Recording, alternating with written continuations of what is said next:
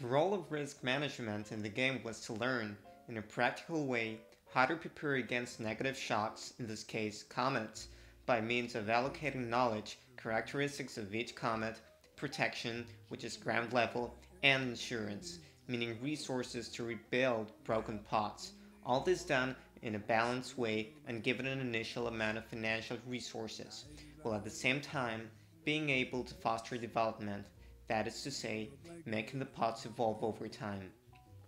If a comet did hit the ground, another goal was to learn how to cope with its effects by recovering from loss using the same elements. Some of the trade-offs I had to face were, for instance, giving up a higher insurance coverage in exchange for more protection and more resources to build new pots,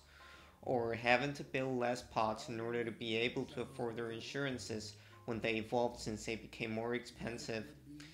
So as a consequence of these trade-offs, this led me to make some choices which had to do with reaching a balance between the deployment of knowledge, insurance, and protection, thus making sure these elements were available every time and that they did not turn into obstacles. Development was affected by preparation for risk in times when severe comets with high chance of hit came closer to the ground, thus forcing me to spend great amounts of financial resources on preparation which did not allow me to achieve a continuous development. However, this was an effective decision since costs of preparation ended up being lower than costs of coping. After playing the game several times, I learned that the finest way to manage risk while encouraging development is by identifying the resources you have and how they may help you to mitigate risk, making an even and moderated use of them,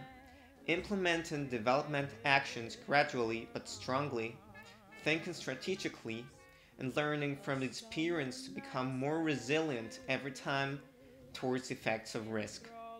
In contrast to this, what I had done wrong the first time I played this game was to focus right straight into development without taking enough time to analyze how to manage preparation so that the development would not be hindered.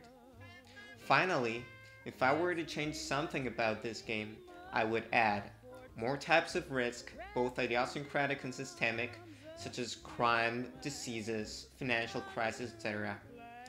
The possibility of establishing different forms of institutions in order to overcome risk obstacles like banks, enterprises, and hospitals. Multiplayer game mode so as to simulate different actors, private and public, and their incentives,